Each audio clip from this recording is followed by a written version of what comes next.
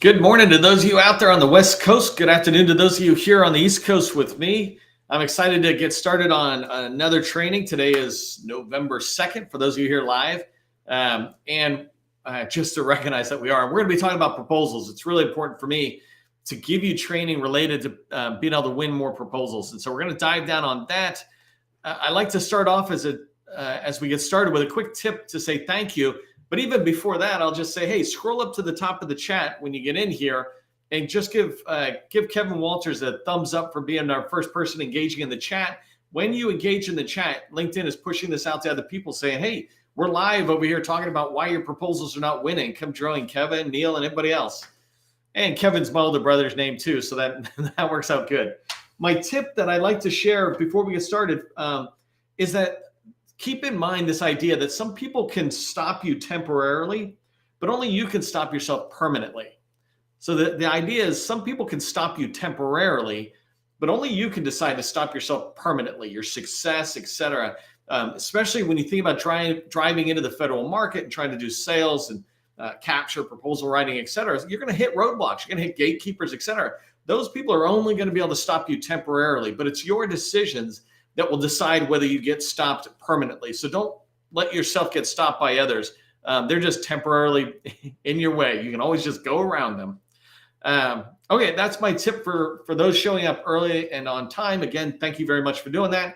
Let's go ahead and dive into today's training. Get my screen going here.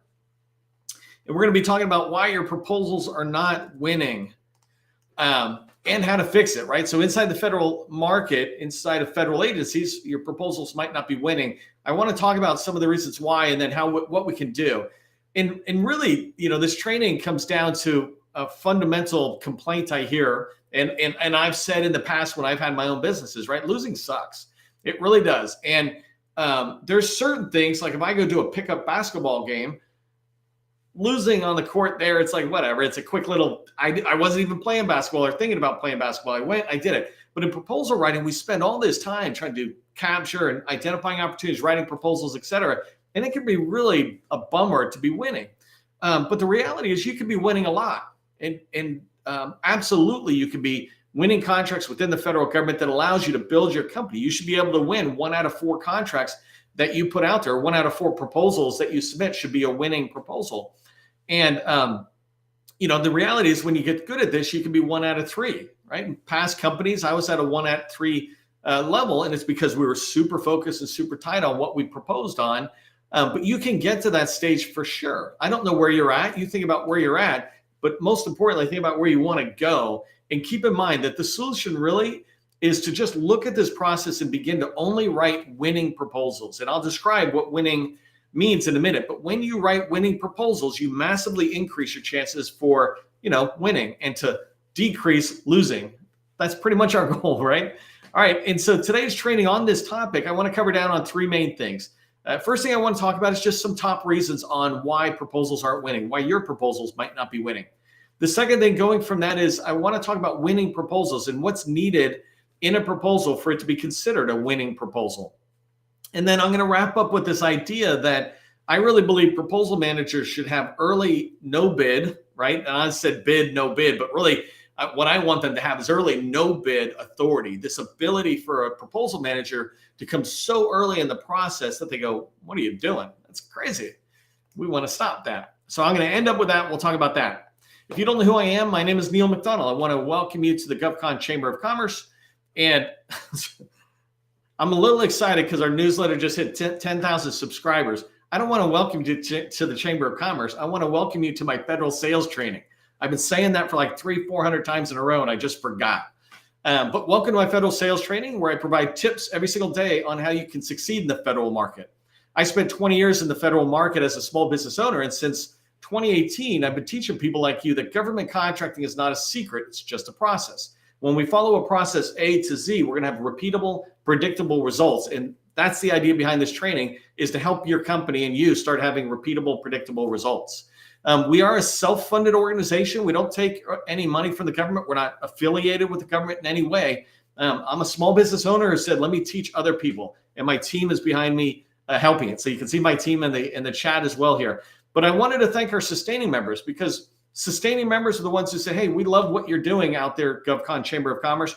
We're going to sit there and become a sustaining member. There's a lot of value in there, but the main reason for becoming a sustaining member is support, making sure people from Guam to the U.S. Virgin Islands and everywhere in between have a chance at learning the how of government contracting. And so today I just want to shout out Mike Curry. He's a sustaining member. He's been a longtime fan of ours. I think since almost 2018, 2019, when we were doing a lot of early activities. So thank you, Mike. Thank you to all our sustaining members. For everybody, do me a favor, in the chat, put your company name, put your core competency, 2 or 3 words. Let buyers know who you are, let me know who you are, and let others in the chat be able to see who you are and see if there's a reason for going offline and networking. And make sure everybody connect. One tip I want to give people in the chat is don't just say I'm open to connecting. I feel like a lot of us are saying that we're all open to connecting, but that's not how networking happens. Networking happens by you going back and looking at all the other people who said they're open to connecting and reaching out and saying, hi, hey, I saw you on the training. Don't sell anything, right? Don't do a data dump. Just reach out and say, I saw you on the training, love to connect. Maybe we can talk in the future. That's more than enough to begin to engage with folks. And this is your community, right? So make sure you're engaging on the chat. Just giving you a heads up, we've got one more training this week. Tomorrow's Friday the 3rd, and the training is going to be how to be a preferred federal market IT government contractor. So you got a lot of IT companies out there in the GovCon space. How do you begin to raise your company's profile above your competitors, right? So I want to go down and teach you about that in the training tomorrow. Okay, so let's begin with some top reasons on why proposals aren't winning, right? It's not enough for us to just move forward and try to change process. First, we got to analyze where we're at. And when you talk to different people, you get different feedback from them. When you talk to a proposal writer, they might say something else. I'm giving you my advice on why proposals don't win from a sales perspective. I am a salesperson through and through. So when you think about BD and capture, right? And not from a job standpoint, I've been doing sales in every market that you can think of. And the point is, proposals are just kind of the final step in a process, but there's a lot of activities. But one of the reasons, and the reason I'm saying this is going with the first bullet here, right, is that one of the reasons I believe proposals aren't winning is that they're not compelling enough. And compelling is this idea, first off, of making me want to read it. It might look like a mess, et cetera. There's nothing compelling about this proposal. When I look at it, it just looks like every other proposal I've seen. And so when you begin to think about one way that you might make it a little bit more compelling, and I wrote this in a post that I did earlier this morning, is when you have a proposal, two things you might consider. One is, I'll just give you one tip. They say that a graphic or a picture is worth 1,000 words, and sometimes we try to shove 1,000 words in. What you want to do is to figure out how to be compelling and how to be clear about the solutioning that you're trying to say. So use a graphic every 2 pages, really every page. And I know everybody will have a lot of different opinions, but my point is make it easy for people to visually see it.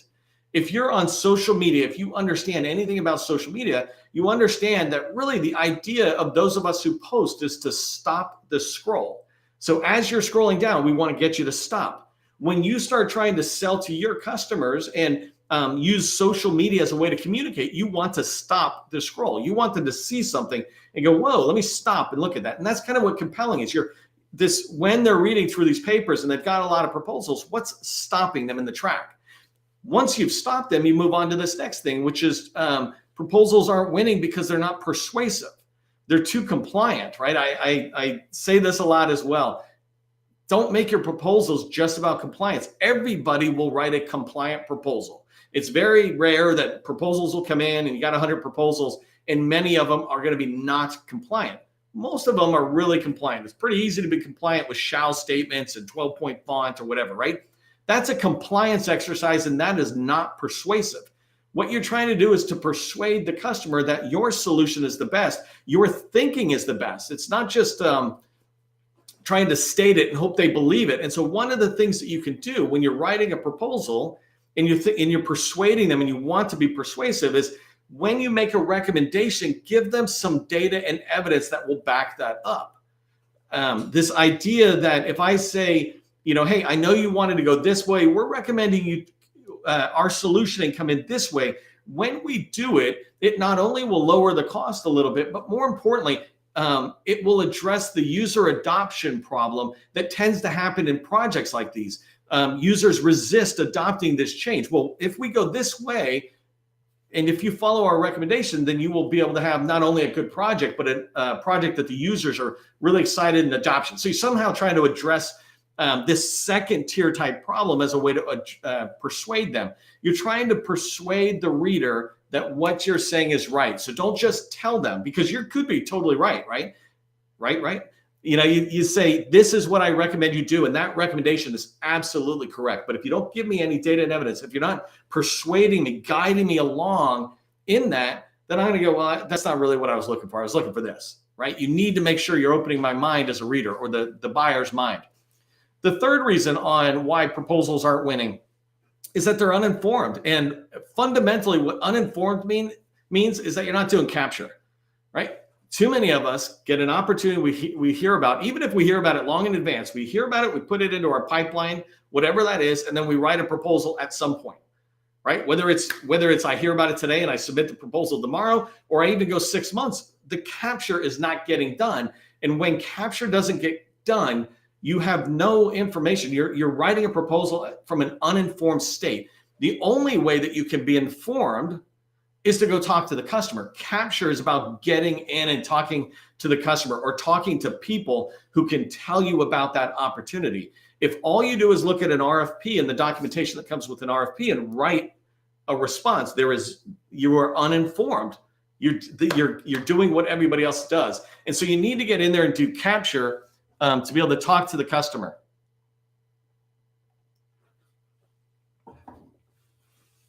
I'm actually going to dive into that a lot, about what are some of the ways you can look at getting in and talking to the customer during capture. How do I get that information? In particular, what am I trying to get? And so the fourth one that I had here is another reason that this is my experience, and most importantly, my belief, is that I think another reason people are losing in proposals, and why your proposals aren't winning with federal agencies, is that you're focused too much on price. I've seen this many customers since I left my last company.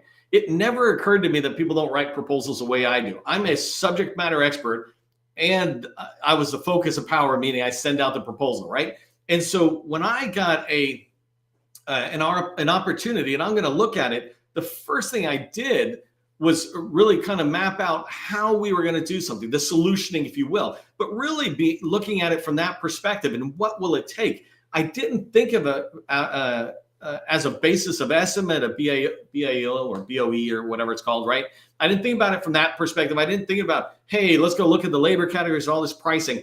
And I believe sometimes people elevate pricing like that's the way we've got to think about writing our proposal. And to me, that's kind of the last thing. You need to know, and this again could be a good debatable topic, but I'm saying you need to know what the work is, what it will take for you to get the work done and to do the best job for that customer and for their mission. Then apply the pricing to it. I've often seen people just go crazy about focusing on pricing and what's the competitive pricing going to be, and blah, blah, blah, blah, blah. Well, if you had an informed proposal and it was persuasive and compelling, then you can convince the customer that a higher price is a better thing, right? So I'm not saying the price should be higher, and I'm not saying it should be lower. I'm saying focus first on getting the mission done, really understanding how can I give the customer the results, the experience, the actual deliverable part that'll help them with the mission. How can I do that first? Then I'll focus on the price. And then the next reason I have for why proposals are not winning in the federal agencies is that the technical SME is not involved. And you have to think to yourself, how much is this your company? How much is this going on where you're at, right? If you're a small company, 5 and under, it's really a different kind of a thing. But as you start getting bigger than 5 people, et cetera, when do you get that subject matter expert, that technical subject matter expert who can do the work? When do you get them involved? I, again, often see that it happens farther in the capture stage because people are worried about investing, what they call B&P dollars, bid and proposal dollars in there. But just like I'm saying in a minute that proposal managers should be involved earlier, I think solution people should be involved early on, like near the qualifying phase almost. They don't have to spend a lot of time, 30 minutes here, and then you give them more time as you go along in the life cycle. But what I want is for the subject matter experts to come in and not write pages. That's where I find people are just constrained. I teach people that you shouldn't use lined paper. When you use lined paper for note taking or brainstorm, things like that, you're constrained. Your thinking's constrained. Behind me, I've got a whiteboard. It's a 10-foot whiteboard, right? I've got two sides to it, and I'm able to just let things out of my mind. And when you can get a technical subject matter expert in early, they can begin to start mapping out, oh, this is what it's going to take. This is what they'll need. And they don't have to be right about anything or proper. They don't have to worry about grammar. They don't have to worry about certain pages. Hey, here's the requirements. What do you think we would do to tackle this? And you just let them go, and you let them go a few times. If you can get them engaged early on, then they're going to be able to really focus on the solutions. And ironically, then that price is a lot closer to the actual cost plus profit, right? And the last thing that I put here on why we lose, this, you have to decide whether this fits for you, but often we're having our proposals lose when we send them to federal agencies because we shouldn't have even sent them. You know, if you really look at it honestly, you probably should have subcontracted instead of primed. I have a tool that I use, it's, you know, many of us in the industry use it. It's called the requirements gap analysis. And I use this early in the sales life cycle, right? This is different than a compliance matrix, which is like a proposal manager tool.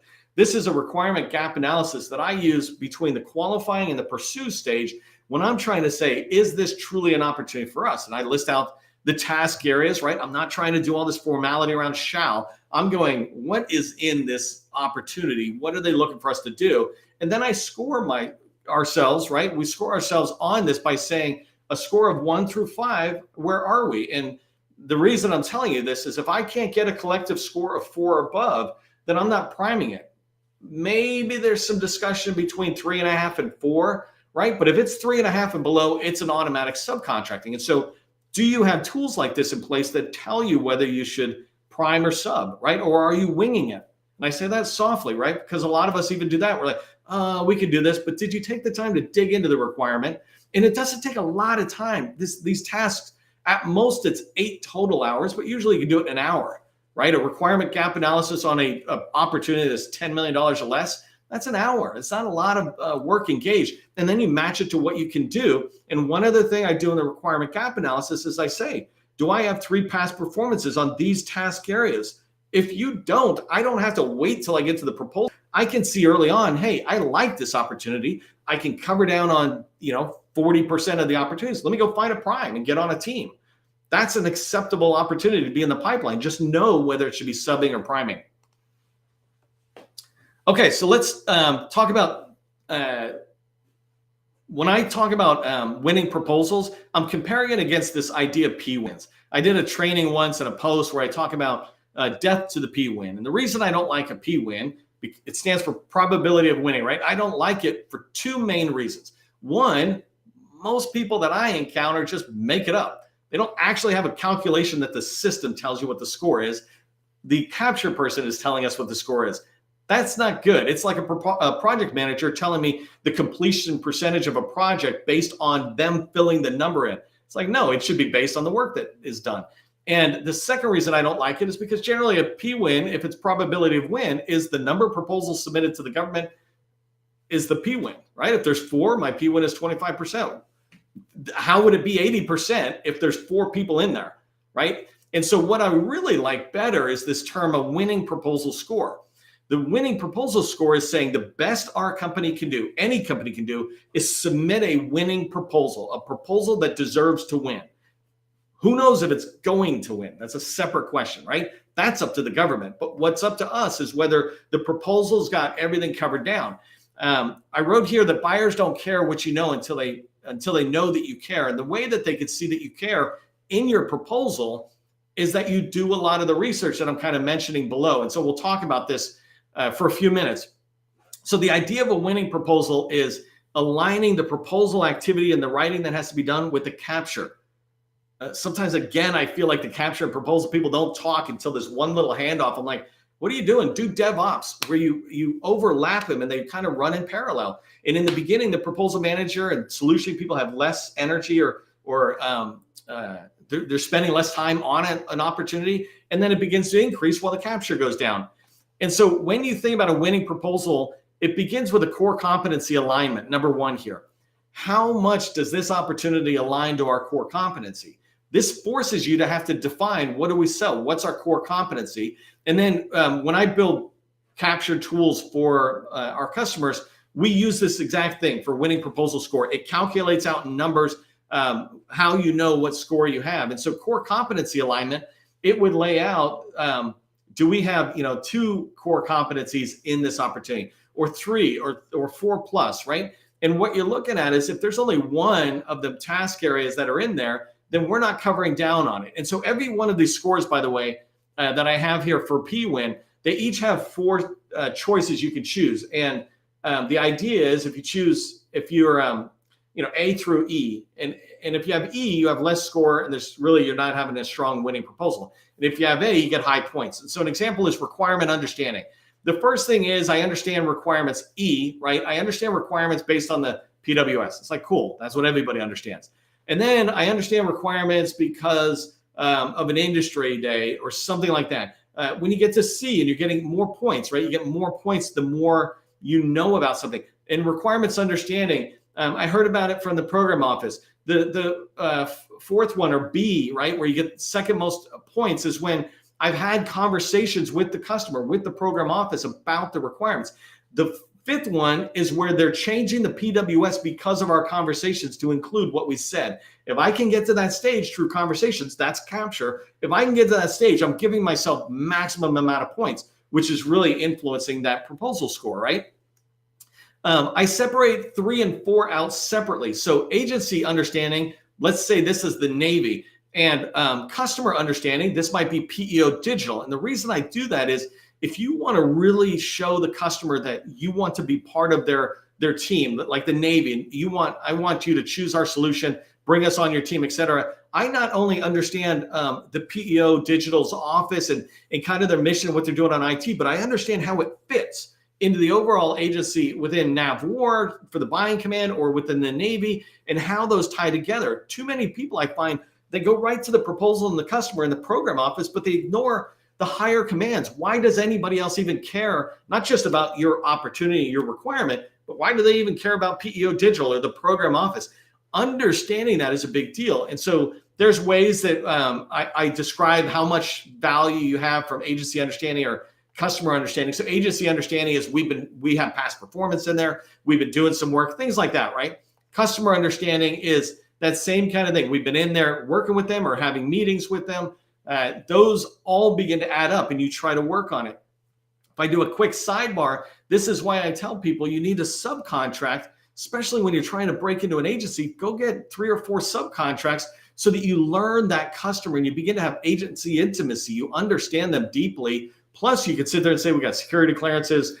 We understand the documentation they use. The Navy, as an example, has a shore and a float type thing. If they have a software package, they want it here on land, but they also need it deployed out to their ships. How do you gain that experience? Generally, past performance is a great way to start. And now you're starting to have agency and customer understanding. Past performance is just coming in and saying, do we have 1 past performance or no past performance, 1 past performance, 2 past performances? Are these past performances in the agency? So you get more points. Remember, E through A. To get to A, you really need 3 past performances. At least 1 is in the agency, right? That kind of a scoring system really helps me understand, is this proposal at a certain level? Are we going to be able to win on this? And then that goes into teaming partners, right? Based on everything we knew before. Are we building a team that covers down on our weaknesses? And so in there, those scores kind of go, have we evaluated the teaming partner potential, right? We don't just keep going back to a favorite, but do we really compare the need to the potential teaming partners? And then do we have relationships in place? Do we have NDAs in place? Have we had signed NDAs, right? Teaming, so many people leave it up to just reactionary approach. But it's not just a legal TA, but an understanding of, hey, this is what we need from you, and this is what we're going to give you. That thing with teaming partners is vital. And so understanding these and having these I's and T's crossed will begin to keep increasing your proposal score. And then pricing and staffing, hopefully they come down to it. I just want to hit staffing before I hit the next slide. Staffing is this idea of, do I have an understanding of the total FTE count, right? How many employees are going to be needed to if I win that? Who are the key personnel that are required? Have I begun to track on that? I've seen people lose opportunities that are significant, 100 million plus. At the very last minute, they have to abandon it, which is really a bad thing. When you abandon late in the sales cycle, they have to abandon it because they didn't track on certifications that were needed or something. And they just don't have the right staff ready to be able to start on day one if they win that contract.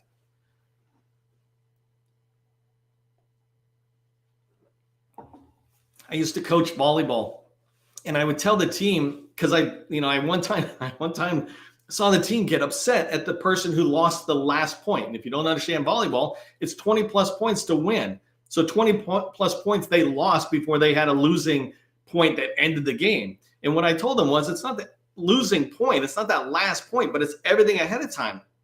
And it's that same thing. Sometimes I see companies or people blame the proposal managers if a win doesn't happen. The proposal managers wrote a poor proposal. You're right. You gave me 3 days to do it. Well, I had 2 other proposals. You didn't have any capture information, and I lost it, right? I feel for the proposal writers. And the point is, you don't blame volleyball players on the last point. You say the whole team, hey, we lost at every single point from the first point we lost to the last. It was a team loss in proposal writing and capture and sales. It's the same thing. It's a team win and it's a team loss. Nobody won it and nobody lost it. We won it. We lost it. And so I'm recommending that you really make a point of getting proposal managers involved early in the sales cycle. If you understand the sales cycle, right, at some point you're going through pursue and bid, and then there's this proposal stage, and that's where people are beginning to get the proposal managers involved. I'd like to recommend you get them involved very early on. This is similar to the DevOps approach in software development. But when you get a proposal writer engaged in the sales cycle early on, they help us face reality. Plus, they begin to come along the journey. They're part of the entire journey. And so we sales and capture people also go to the end, and we're part of the entire process. Just very quickly, because I'm watching the time here, right? Proposal managers, when you get them engaged early on, they'll be able to point out pretty quickly, this is not our core competency. Why are we even looking at this opportunity? If this is what we say we sell, and this opportunity is here, why are we doing it? I have this rule that says, if anybody has to rationalize why an opportunity goes in the pipeline, it's not a good opportunity for the company. It's certainly not a slam dunk. The second thing proposal writers will say to us is, look, we've never written this before. You're trying to put this opportunity in. And by the way, if we've never written this before, it's a pretty good chance it's not our core competency. But we've never written anything like this. I wouldn't even know where to begin. And it's much better to get a proposal manager saying that early on, maybe influencing this no bid. No bidding is a really good thing to do early on. It is not a good thing to do, in my opinion, later and later and later, because the farther you wait to make that decision, the more you've spent on an opportunity you're abandoning. But if you get early on into that, you're going to be able to afford the no bids easier or abandoning opportunities. Another thing, proposal managers will just know off the top of their head, they'll be able to point out, it's like, we got no past performance in this area. If we're going to prime this, we're going to have probably 3 past performances. Even if I don't see a draft RFP, I just kind of know that's going to happen. They'll be able to say these things to us pretty fast. They can look and spend 15 minutes, 30 minutes and go, you know what, there's some wiring things in here, like a certification that looks so unusual. I've never seen it before. And it's for a key person or something, or they got 20 key people. These are things that if you begin to look at, proposal managers can give us insight early on. And the last thing, and something that's really important, is if the proposal manager is getting involved early on, they can go, look, we've got so many opportunities in here. There is no capture. You're basically saying, why don't we just write an opportunity blind, a blind proposal, and hope we win? And hopefully all of you know this. Hope is not a strategy. Here's what I want you to remember from today's training. I know it's kind of a fire hose. You can go back and watch the replay.